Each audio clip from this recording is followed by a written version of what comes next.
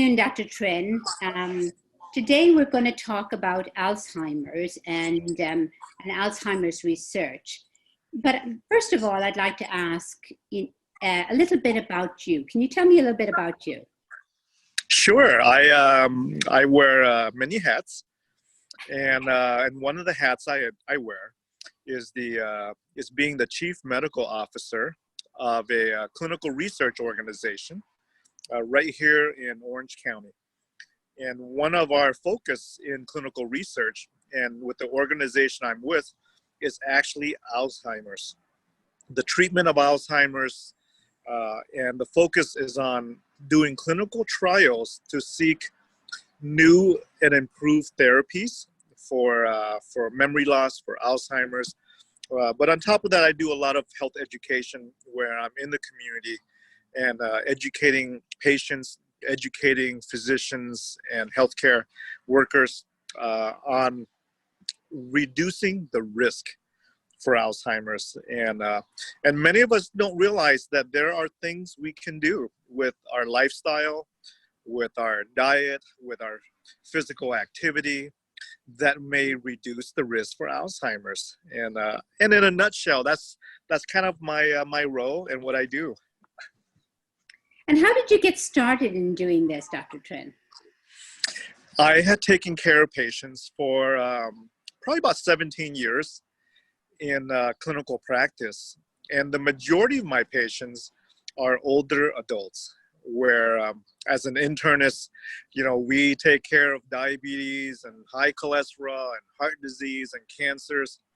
And over the 17 years of taking care of patients, I was successful in reducing the risk of heart attacks. I was successful in reducing the risk for cancer. I was sending patients for their mammograms, their colonoscopies, pap smears, and all that. But the one thing that stands out is that every time I made the diagnosis of Alzheimer's, I felt that it was a one-way road. And so, as you know, we don't have a medication that successfully stops or reverses Alzheimer's currently. Nothing that's FDA approved for over 15 years now. And so it was an emotional impact on my patients and myself because that was one condition that I felt somewhat helpless. We didn't have a medication that worked. And so a few years ago, I decided to step down from a full-time medical practice, being the medical director of the facility and the organization that I was with, to become a health educator.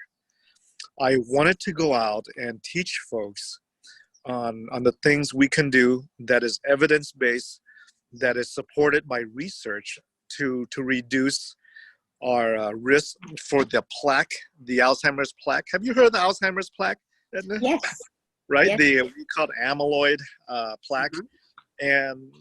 And there are things that we can do to minimize that risk. There are things that we can do that has been shown by research to minimize our risk. And so that's, an overview of kind of how I got involved into this space. And this is kind of, I guess, a little taster of what I will be talking about when we have the opportunity to discuss this for a little bit more time, for about an hour or so with future lectures with you guys. Great. What can you do to minimize the risks of Alzheimer's? There are a number of things that can be done. I'm going to give you a high-level overview. Mm-hmm. It includes nutrition. Mm-hmm. It includes physical activity. It includes brain activity or brain exercise. It includes minimizing our risk for certain health conditions. Mm-hmm. For example, if I had 10 patients with Alzheimer's, 8 of those 10 will have high blood pressure. If I had 10 patients with Alzheimer's, 4 of those 10 will have diabetes. 3 out of 10 will have heart disease, and many will have high cholesterol. So, so these association with other conditions and other diseases will link and increase the risk with Alzheimer's as well. So those are the few things that can be done that we can address with our lifestyle, with our nutrition to lower those risks. So that's kind of an overview, kind of like a high level overview for you of the things that we can do. And when we do the full-on lecture on this, we'll get into the details on how to manage all this. Well, thank you very much, Dr. Trinh, for being here today. We appreciate you, and we look forward to a longer session getting to know more.